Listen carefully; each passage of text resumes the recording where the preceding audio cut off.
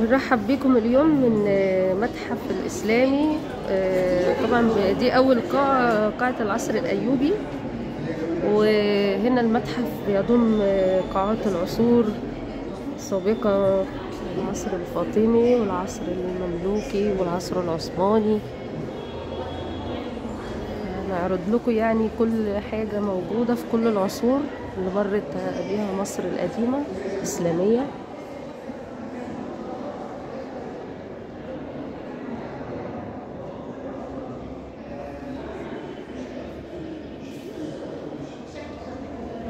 الحاجات دي مش هتشوفوها غير من خلال المتحف هنا. يعني دي القاعة الفاطمية، دي العصر الفاطمي. انتوا عارفين انه مصر مرت بكذا عصر يعني.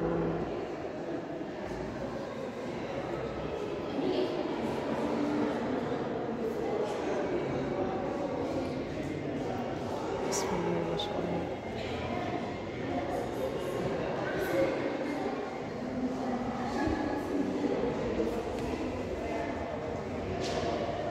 ده باب لمسجد الصالح في العصر الفاطمي.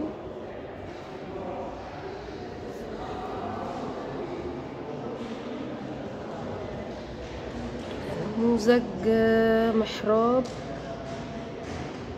بالجامع أحمد بن طولون.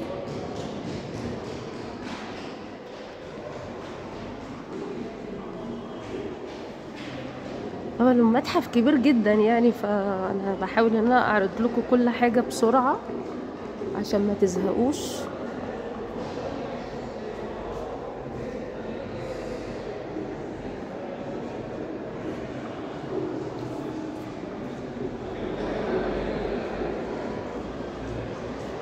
والنهاردة طبعا في احتفالية كبيرة بعيد ميلاد المتحف بحضور رئيس المجلس الأعلى للآثار. دي بقى العصر المملوكي، قاعة العصر المملوكي دي بقى. طبعا الأفلام التاريخية هي الحاجات دي كلها هتشوفوها طبعا، وشفتوها قبل كده في الأفلام التاريخية اللي اتعملت. المشكوات، العصر المملوكي، بحب الحاجات دي قوي يعني.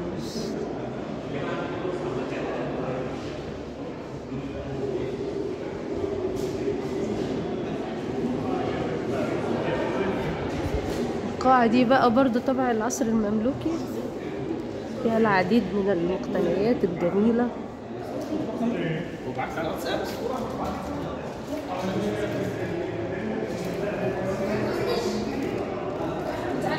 دي مباخر بقى زمان، شايفين المبخرة زمان ازاي بقى.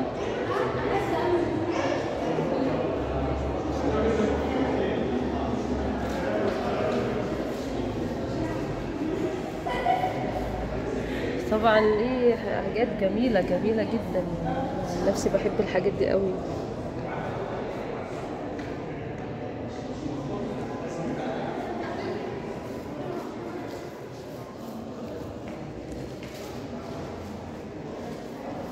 قصة أثر السلطان قايتباي والمسجد النبوي، حاول نعرضها بسرعة كده.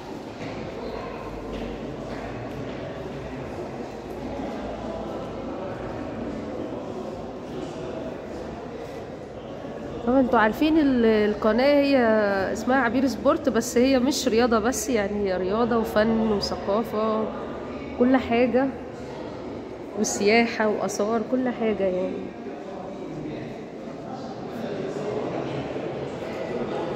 اتمنى ان انتوا يعني تستفيدوا من الفيديوهات بتاعتي اللي بعرضها في القناة. وهندخل بقى على العصر العثماني، بداية من الأبواب الجميلة دي، مكانتش موجودة في المتاحف التانية يعني.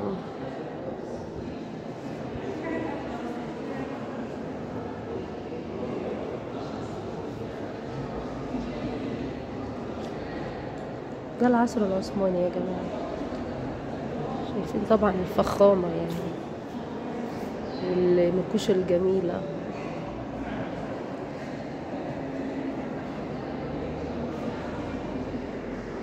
ده مصحف من ايام العصر الاموي.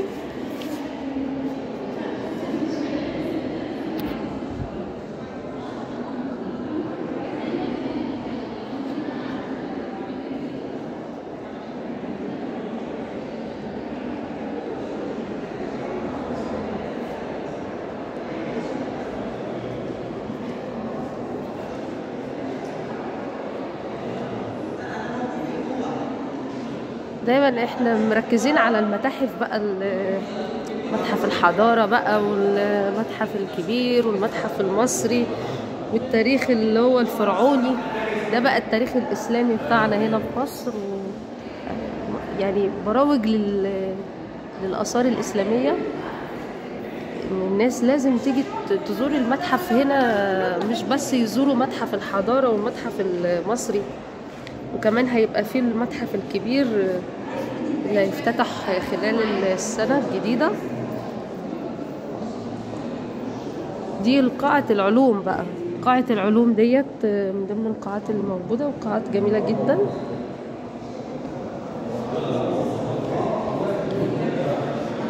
ساينس ان اسلامي.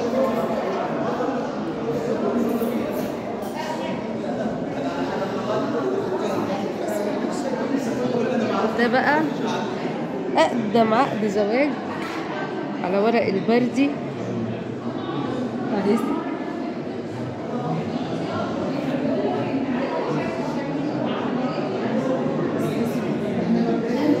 ده كان موجود في العصر الأموي، أقدم عقد زواج على بردي، وخاتم وصور من الفضة.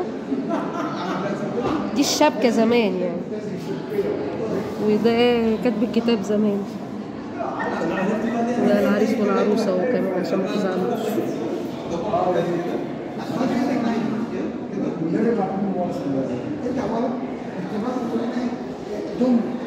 الزملاء طبعا بيصوروا وسائل الإعلام هنا.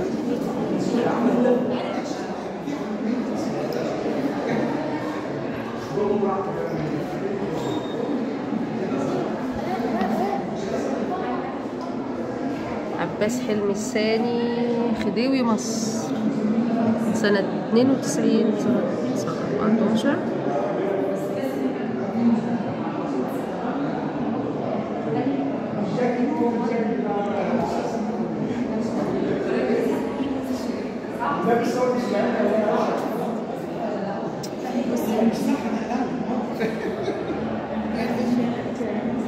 وطبعا الملك فاروق الأول.